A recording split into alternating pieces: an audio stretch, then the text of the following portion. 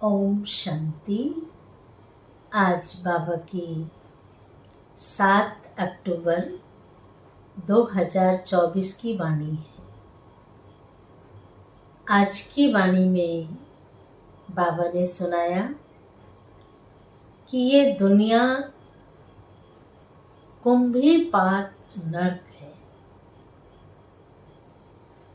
अर्थात ये बहुत दुखदाई दुनिया है। अति के बाद अंत होता है, तो हर चीज की अति हो चुकी है। कहते ना, नर्क तो है लेकिन रो नर्क है। आज देखिए, जो हमारे संबंध है, संबंधों में मिलावट आ गई है। ये तो सुना है, चीजों में मिलावट आ गई है। खाने पीने की चीज हो चाहे कोई भी हो, हर चीज में मिलावट है, यानी स्वच्छता नहीं है, शुद्धता नहीं है। तो आज संबंधों में भी मिलावट है। अंदर कुछ होते हैं, बाहर कुछ होते हैं, लेकिन स्वच्छता नहीं है, पवित्रता नहीं है। जब सारे रिश्ते बिगड़ जाते हैं,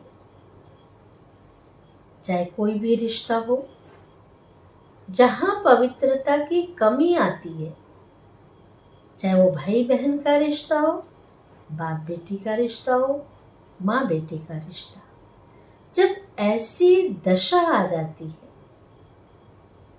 जब ऐसा समय आ जाता है, जिसको ही कहते हैं घोर कलयुग,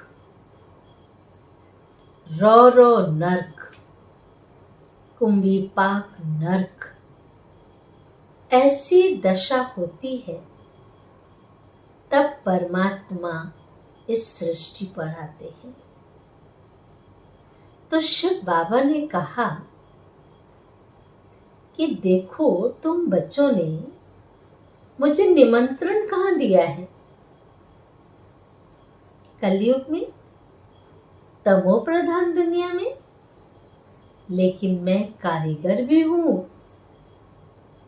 और तुम भी कारीगर हो। इस सृष्टि को परिवर्तन करने में तुम्हारी कारीगरी चाहिए। कारीगरी वो जो क्या से क्या बना दे। तो हमारी कारीगरी ये है कि हम इस पुरानी दुनिया को नई दुनिया बना देते हैं। तमो प्रधान दुनिया को सतो प्रधान दुनिया बना देते हैं। पुराने संस्कारों को नए संस्कारों में ढाल देते हैं। ये कारीगरी कोई और नहीं कर सकता है।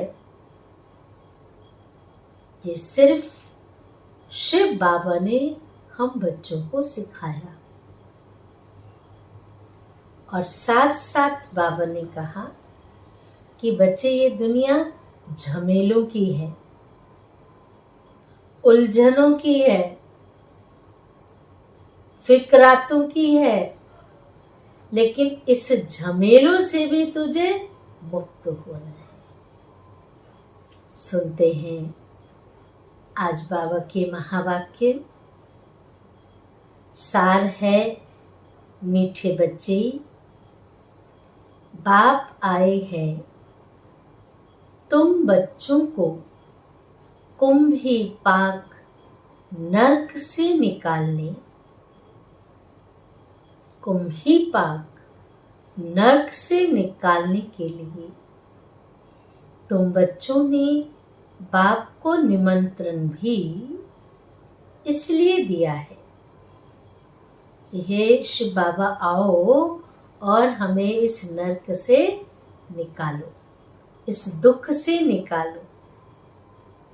प्रश्न है, तुम बच्चे बहुत बड़े ते बड़े कारीगर हो, कैसे? तुम्हारी कारीगरी क्या है? बाबा ने पूछा, तुम बड़े से बड़े कारीगर हो, वो कैसे? तुम्हारी कारीगरी है क्या?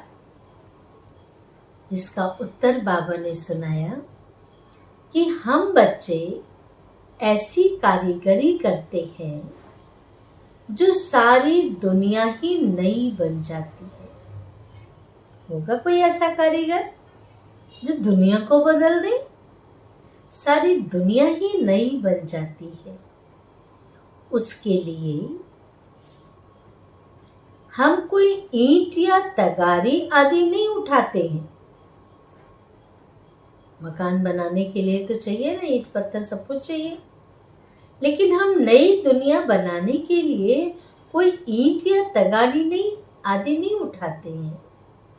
लेकिन याद की यात्रा से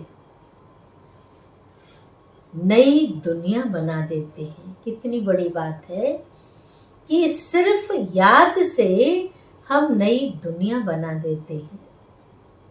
हमें खुशी है कि हम नई दुनिया की कारीगरी कर रहे हैं। कितने बड़े कारीगर हैं?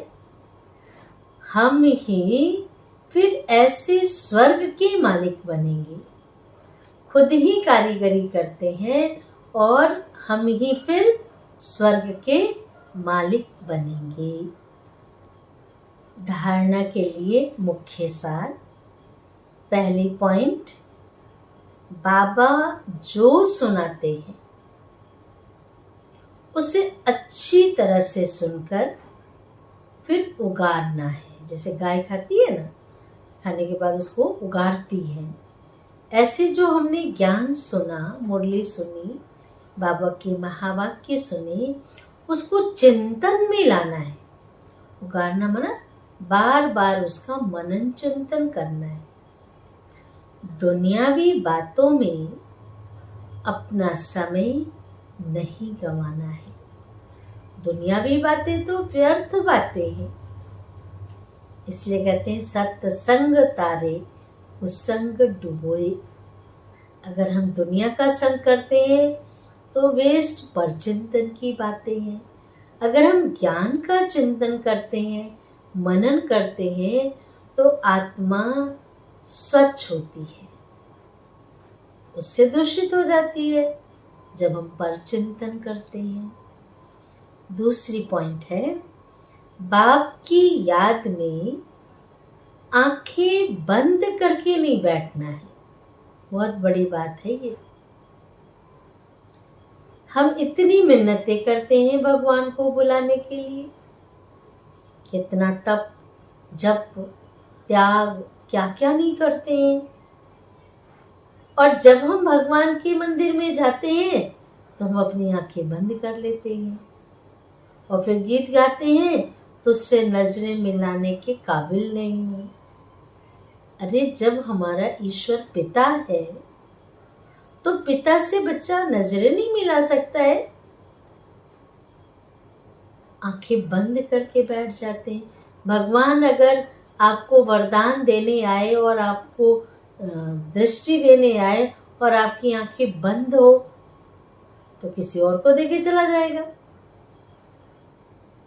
आंखें खोल करके याद करना है, उसे देखो तो सही जीवन।